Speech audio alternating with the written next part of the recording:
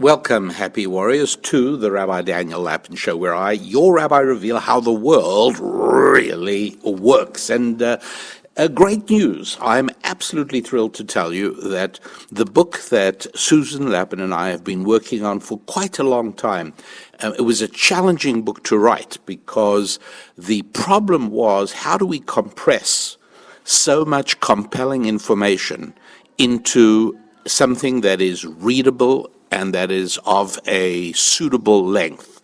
And the result was our book, The Holistic You, integrating your family, your faith, your friendships, and your finance, and your fitness. In other words, the 5 essential parts of life all integrated together for complete and total success in all those areas. And so the book is finally out. It took a long time to design and conceive of. It took a long time to write, and it's actually now out. And so those of you who actually pre-ordered, as we beseeched you to do, well, you're probably holding it in your hands already. You already have it. And for everyone else, well, you can either go to our website at rabbidaniellapin.com, or you can go wherever you buy your books and get hold of The Holistic You. And the concept there, of course, is that just the way our bodies are a system, right? Our heart has to work, our lungs have to work, our skin has to work, our ears have to work. Everything works together. Our brain interacts with everything. It's a complete system. Or in the same way that a car has to be a system. It's not much good having a great engine if you don't have very good steering. It's not much good having wonderful brakes if you don't have much of a suspension. And so everything has to be designed to play nicely with everything else. That's what a system means. And so it is with every part of our lives, our financial lives, our family lives, our social lives with friends and civic relationships, political relationships, and then our physical health, obviously, and our involvement with all things non-material, with the spiritual side of life, which goes way beyond faith, but we call it faith. And that book, The Holistic You, is now out and ready for you. I'd love to hear from you. If you've had a chance to read it already, do let us know, and do post reviews wherever you can. So rather than telling you more about that, or rather than telling you a whole lot about our guest, I have a friend. We've been very good friends for I don't know, more than 20 years. And his name is Pastor Tracy Armstrong. His wife is Pastor Natalie Armstrong. And Tracy and Natalie have been friends with Susan and me for, as I say, a long time. It's been a relationship that we've cherished, and we've done lots and lots of things together. And Tracy Armstrong is a pastor. He's a preacher, no question about it, a very talented and very effective preacher in the state of Washington. But he is also a teacher, and he is also an entrepreneur. And he is most sharply focused, I think, in the area of the marketplace ministry. In other words, a similar area in which I feel myself called to, which is helping clarify our relationships with money and what that means and how to impact that. And so Tracy Armstrong has labored in these vineyards for a long, long time, and been getting better and better and better at it. And so I wanted an opportunity to catch up with him. And again, I thought, rather than just have a quick phone conversation with him, why don't I tape it? And my guess was that it would be something that you would find interesting as well. And so that's exactly what we've done. And you can find out a whole lot more. His website is tracyarmstrong.com, and you'll see him on Instagram and everywhere, all over the place. But he is an interesting person, a person of integrity and a person of spiritual seriousness. And I've always found it useful chatting with him. So please go ahead and enjoy my friend, and now yours, Pastor Tracy Armstrong. Welcome, Pastor Tracy, to the Rabbi Daniel Lapin Show, and I've been looking forward to this opportunity for a long time. You and I have done a lot of things together over the years, and but it's been a little while since we've worked together. I don't even want to think. It's certainly been a year or two since we've done anything together. Tell me a little bit. First of all, just to introduce you to the audience. Just talk a little bit about your background, Pastor Natalie, your family, and how you came to be doing what you are doing, which is really changing the lives of large numbers of people, not just in the Pacific Northwest where you live and where we became friends, but throughout the country. A little bit of, I know you don't like talking about yourself, but now would be a great time if you would. Yeah, I will do that. Well, first of all, thank you, Rabbi, for the invitation. And we have been not only connected and we've done work together. We really feel like you and Susan are friends. We appreciate you. We love doing ministry together with you and building business together with you and building the kingdom. So we thank God for that. Well, as a pastor, I was. Go ahead, sir. No, I was just going to say we've had a Shabbat meal together as well, I think. Yes, we've had Shabbat meal together. That was the first. We did an interview together on TBN, and then that's right. You invited us over for Shabbat, and that was that's right. It was wonderful. No, it's. I hope to do a Shabbat meal with you in Israel at some point. Oh, that would be nice. We have to talk about that. We will be there in a month for a short while. Okay. I've got some lecturing there, but anyway, sorry to interrupt. Go ahead and talk about your background and what brought you to where you are. No problem. Well, I grew up in a what some people would say a broken home, but not really even a broken home. My mom gave birth to me when she was 16 years old. So she was pregnant at 15 and a half, gave birth to me in 16, and didn't know what to do with a little baby at 16 years old. And so she left me with my grandmother and my grandfather. And my grandfather was, he's a nice man, but he wasn't like a hero. He was just a really good man. He was my hero. He was my best friend. He would take me to work. He had 2 jobs, and one of the jobs was in a theater. He would take me to work with him when I was little, and he would turn on the movies and let a movie play in Grizzly Adams or something like that while he's cleaning the building. And I fell in love with media. I fell in love with television. I fell in love with just creating a moment or creating something. And so that was huge. And so he became my best friend. We just spent every day together. He was a good man, but he was a gambler and a drinker. So that was tough on my grandmother. My grandmother's solid Bible believing woman, prayed every day and just believed for the family to be whole. Well, ends up that my mom comes and gets me when I'm 6 years old, takes me to California with her. Still young, she doesn't know what she's doing, and just have a little bit of a difficult time. I ended up getting into drugs and having some challenges in life, in and out of jail, and having some real challenges, knowing that I have a purpose, feeling like there's a destiny, but I'd lost any kind of connection with God. I was like, there is no God. There is no God. If there was a God, that this wouldn't be my life. And so, but one day came to that realization that there was a God, and again, speeding this all up, and then realized that God had a purpose for me. And I thought my purpose was to go into Hollywood and to be in the industry.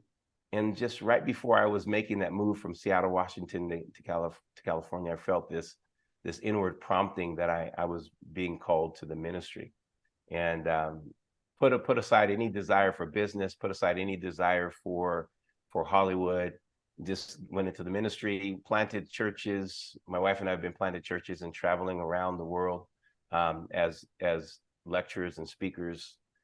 We've been to, I think we counted like 45 plus countries. Of course, my wife is from Holland, so she's been to so many more countries, because you can go to countries just by driving from Holland.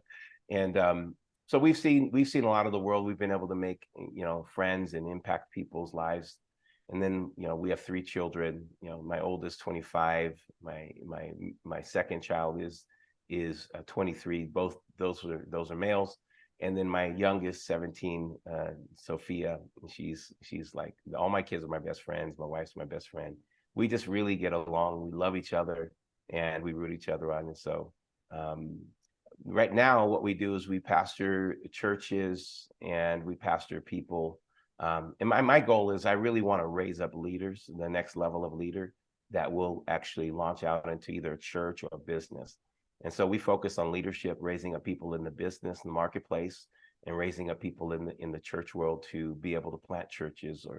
And we've been working over the last few years, 3 years, with a Hollywood Bible study, trying to reach people in Hollywood. And so I'm now able to get my feet wet in Hollywood again.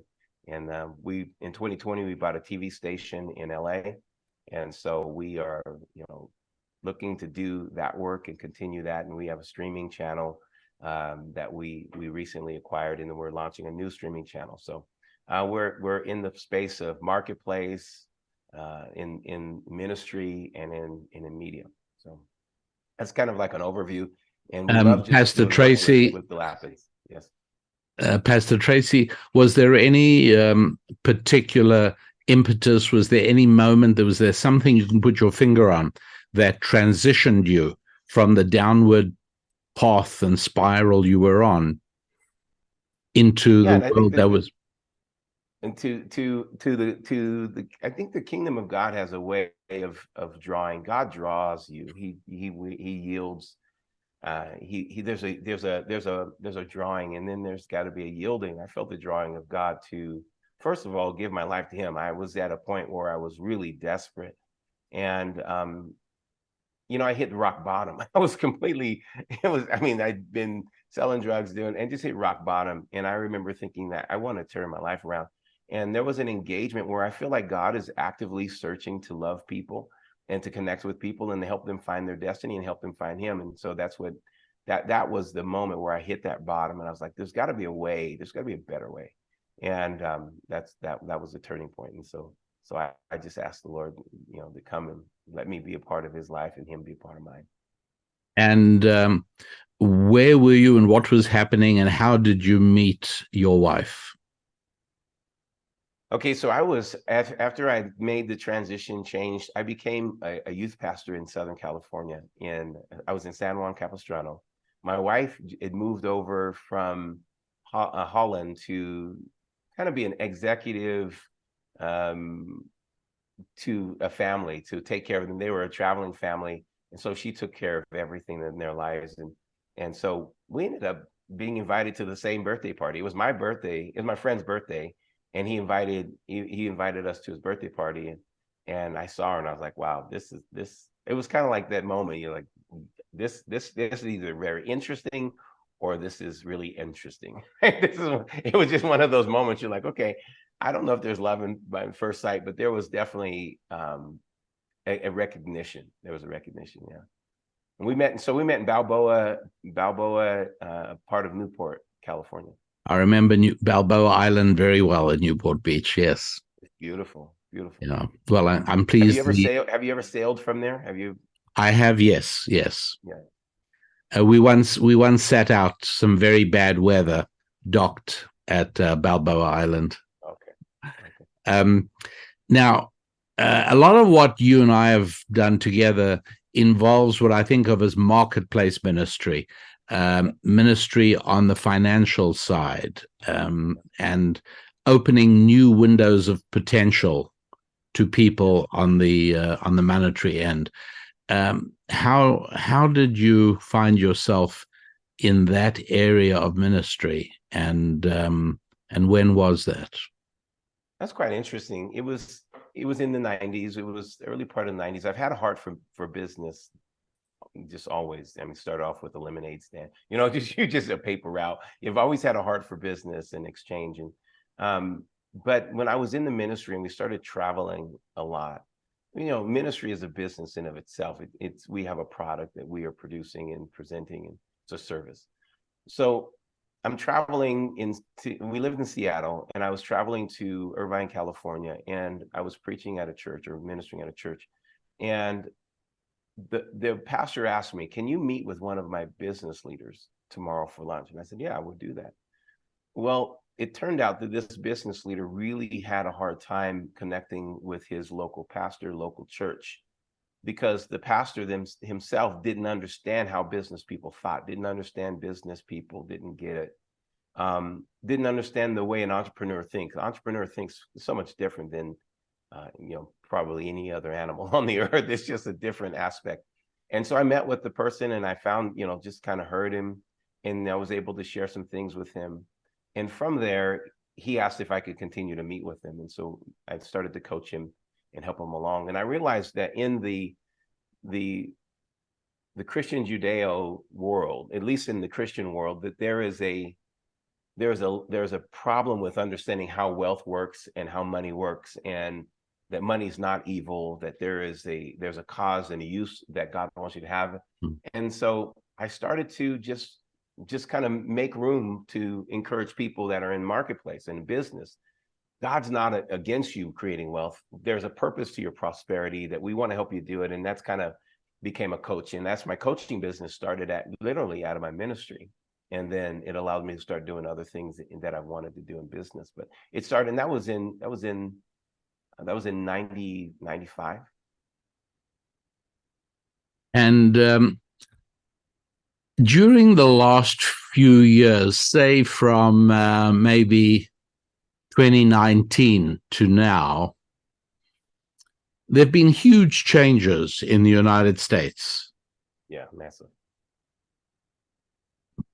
What are you finding are the ways in which the challenges of the people you work with have changed during that time? What have you had to readjust? How have you identified the new worries, the new concerns, and how are you dealing with them? Such a great question. In 2020, I think you and I did an interview, and there was kind of similar question that we talked about, yes, which was, and your response was really brilliant. And I'm going to just say your response to posture my response. Your response is that you were challenging people to read financial statements, to read and to be really equipped in understanding how money works and the financial statements. Now, that season, people were having to make new decisions. They'd never had to think this way before. It'd always been systematically the same. They didn't have to think outside of the box. Okay, I lose doubling. It wasn't really, this term pivot wasn't really a term. That became a mantra term. It became a massive term. In almost every communication that you would receive from a business, they would say, oh, we're pivoting, we're pivoting, we're pivoting, we're pivoting. I think that was, even though it was a challenging time, I could actually make a change. We had so many people leave from one city to another city. They just decided to, because they realized I could actually pivot. This is a time that I could actually do something that I've been hoping for and dreaming in and wanting to do and desiring to do. And it actually gave them permission to move. Well, some people moved just because they wanted to move, but some people moved and it became a good move. When I think that has become something that I wanted people to understand. You could have always moved. You could have always actually had a pivot. You didn't actually need a crisis to pivot. You were already unhappy. And we saw companies that died in the last 2-3 years. Well, they didn't die because the COVID or whatever pandemic killed them. They were already in a situation where the margins were too thin. And it just allowed what was going to take over the next 5 years to happen within 2 years. It was going to happen because they weren't actually ready and conditioned for the pivots that we're already making. We just have seen dramatic pivots. So what I'm doing now is I realize that people have this idea that there's an open book. I don't know what's happening. There's still a lot of mystery what's to come. And so it allows us to speak to the dream. What could happen then if you pivoted? What could happen if you actually wrote that book that you've been thinking about? What could happen if you actually started that business that you've been hoping and dreaming and praying about? What would happen if you actually put action to it? What would happen if you actually decided to actually go back to school like you've been talking? And so we've been able to challenge people to stop dreaming and thinking and one day off. And one day I'm going to do this, to put them back into a position where you have power here to make a decision, and you've been given power by a pivot. I have to pivot. Something happened. My job is the inflation is here, right? Well, there's always this inflation has been here. It's just increasing. What are you doing? And so I've been teaching people the difference between income and equity. And when you tell a person to read a financial statement, to go and study these financial papers, you're telling them to see the difference between income and equity. You're telling them to see this is income, but this is not going to last. This is we're going to spend this. What are we going to spend it on? And how do we make equity? How do we develop something that's going to go and pay us 20 years? I was talking to a business leader last night, and he's like, we feel good about up until we're 2025. Well, he's looking at 2025 because at that point we're starting to talk equity. We're not talking about income. Now we're talking about equity. We're talking about something that we're going to be 2030, 2040. And what are we going to do now that actually starts to position us there? And we know that there's inflation is going to up and move. But the people that are concerned about inflation have not been focusing on equity. They've been focusing on income. And if we can get people to focus on equity, write the book. Write the book. You are the best investment right now is you to actually put the knowledge that you have, the thing that you have. I do a course with people called the Kingmaker. Well, the Kingmaker is about being able to take what you know, your message, to take your story, to take the things that you have developed, and being able to create a knowledge-based business on that.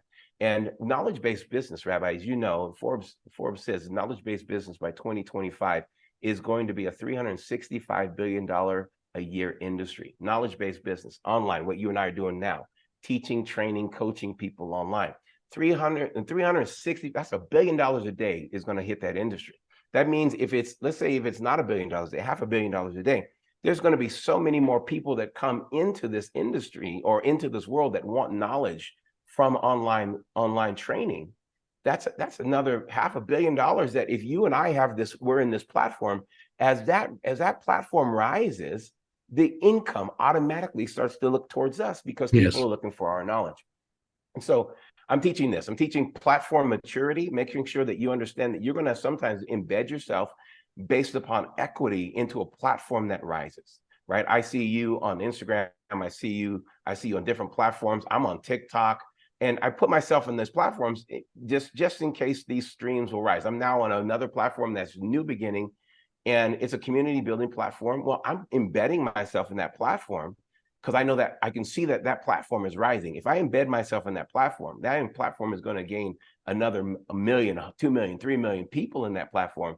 Well, I'm already there, which means that they're going to pass me coming through. It's the best marketing strategy there. So we're teaching different approaches to use platform as marketing strategies, to use the visibility strategies, develop your visibility brand, make sure that you're building, you're investing in yourself, and then you're investing in the fact that you actually have knowledge. I did a funeral of a gentleman, and when I didn't know him, but I met him once or twice, but I know his daughter, and she's one of my parishioners.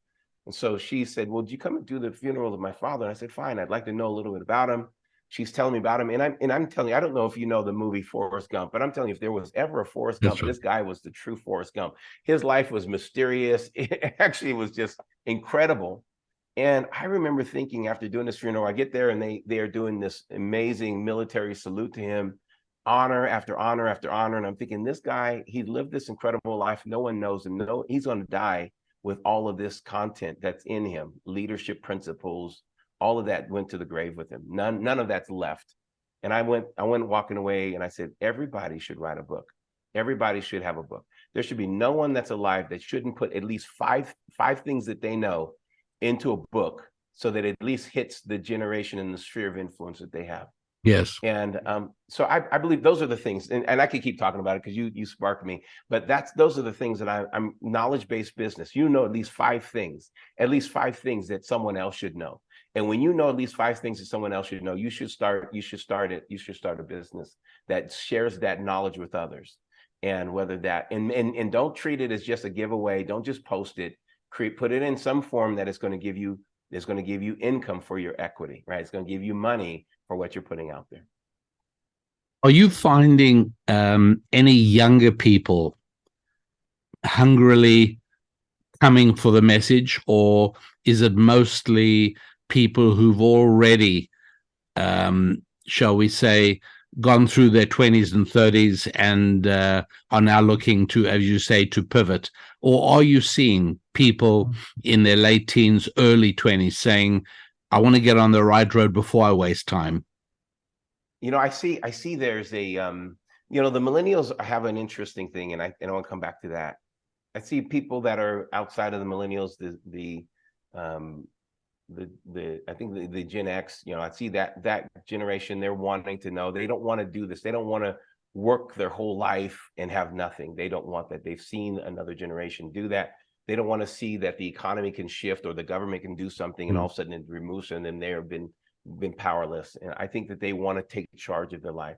I think what I found, the Gen Z, the Gen Z is a surprising generation. I think that they are entrepreneurial in their very nature. I think that they are easily inclined to understanding and logical thinking.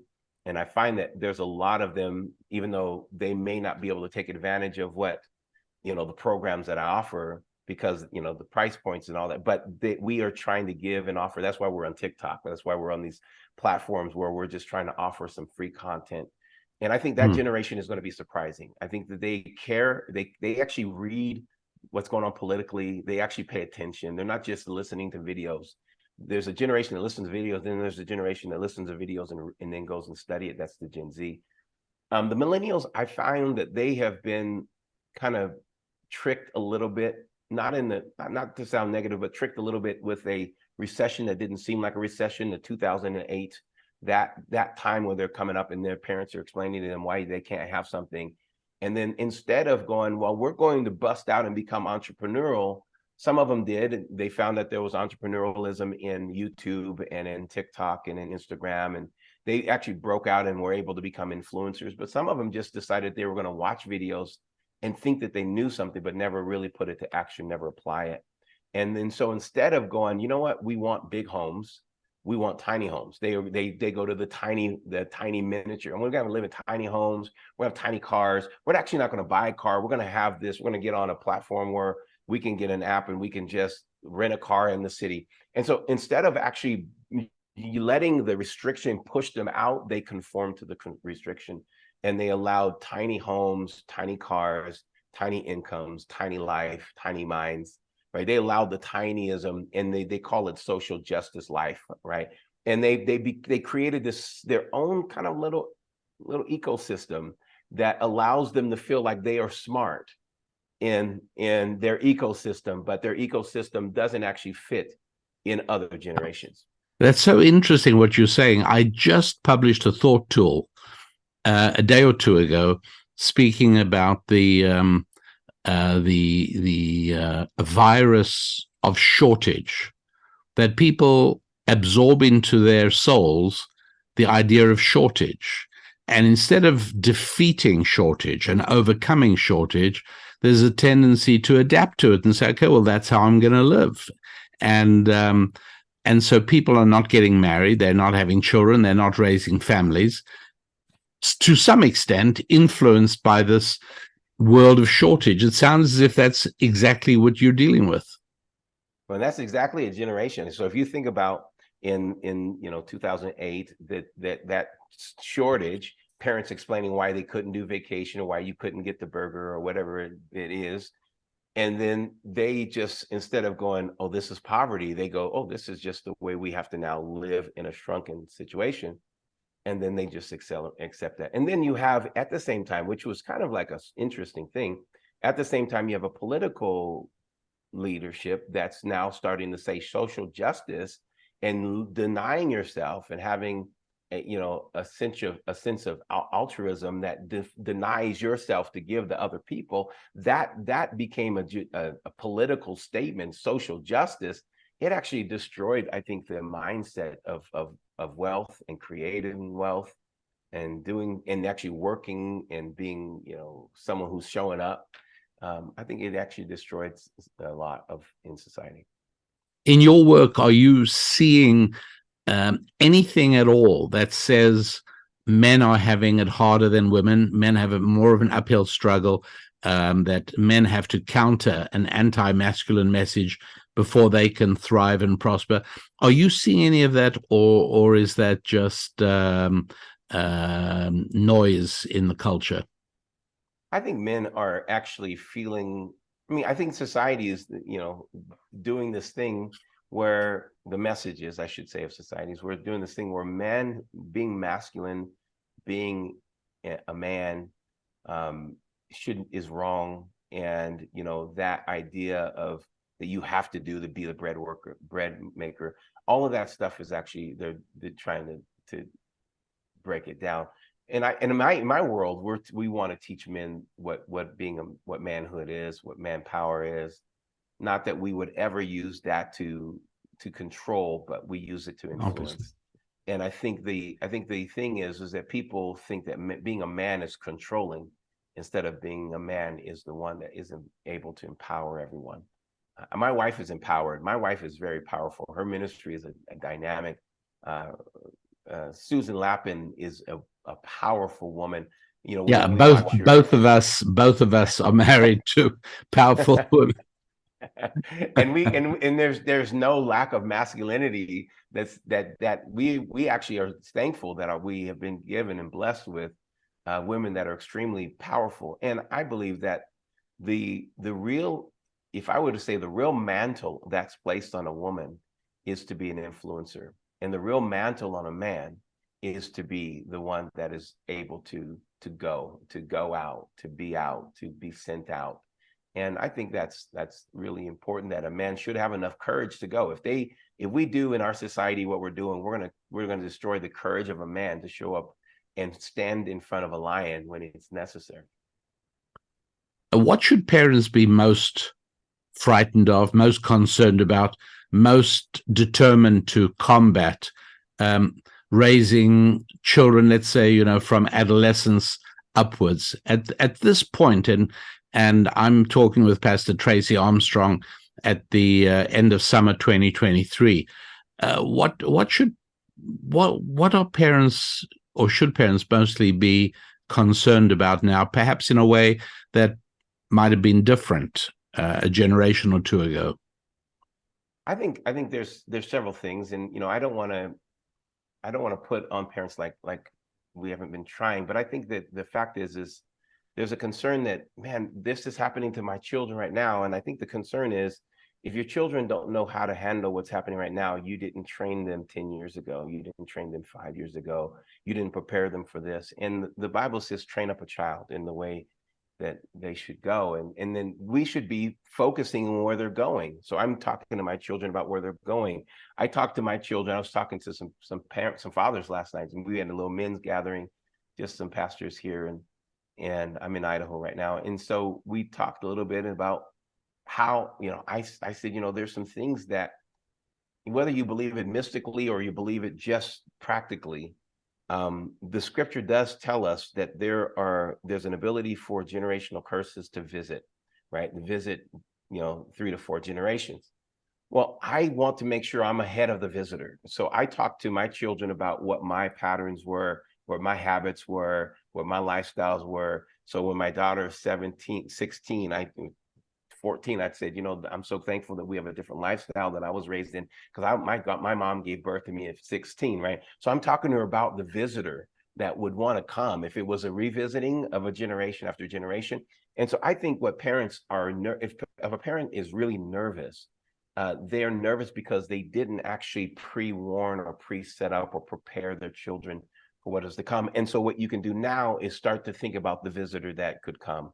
What's going to happen if society continues to change? What's going to happen if the messages are, whether it's a woke message or whatever you want to call it, what happens if that continues and you don't want that message in your life? Well, we can't change what society's doing, but we can definitely steer our children in the right way. And if we are ahead of the game and not trying to play catch up, then we'll be much more comfortable, much more confident. Someone asked me yesterday at a meeting, and they said, what was the best time of your child rearing and raising your kids? I said, the best time for me, they thought maybe when they were little and they were cute and cuddly. I said, the best time for me was when they became decision makers. The more I had to relinquish my decision making for them, and then they had the privilege of being able to make their own decisions. That's beautiful. And me watching them come to those conclusions and realize that's what we talked about.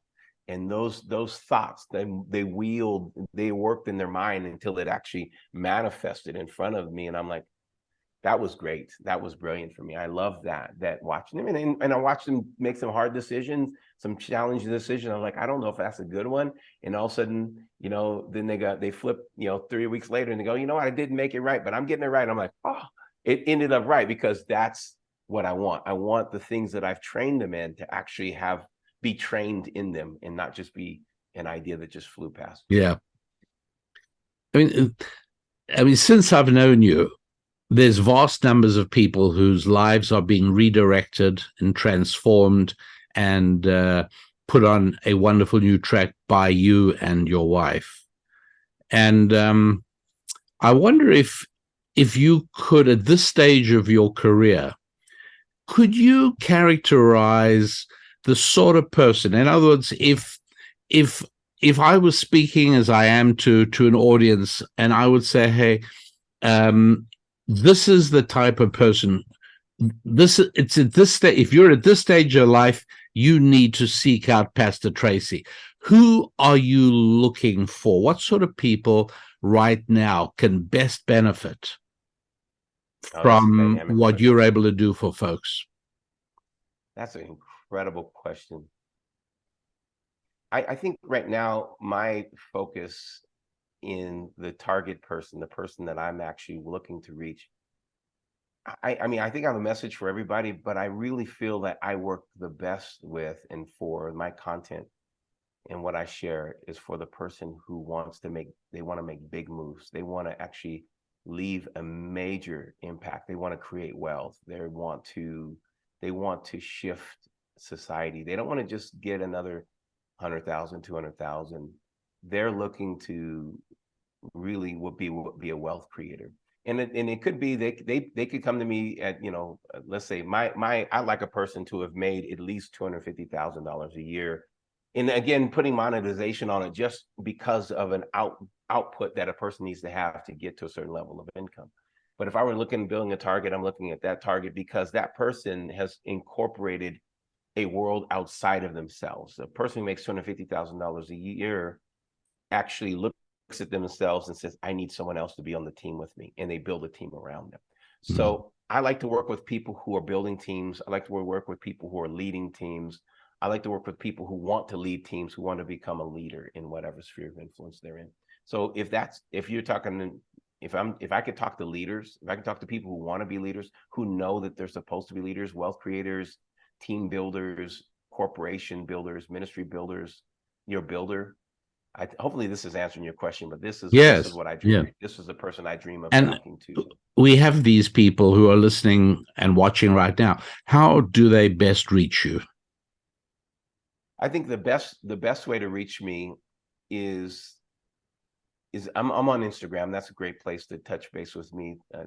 Tracey Armstrong, at Tracey Armstrong, Instagram. My website is Tracey, Tracey Armstrong.com. And then if you go to the Kingmaker Challenge.com, that's a great place to connect, because we want to. So TraceyArmstrong.com and yes. At Tracey Armstrong on Instagram, and Kingmaker is the section.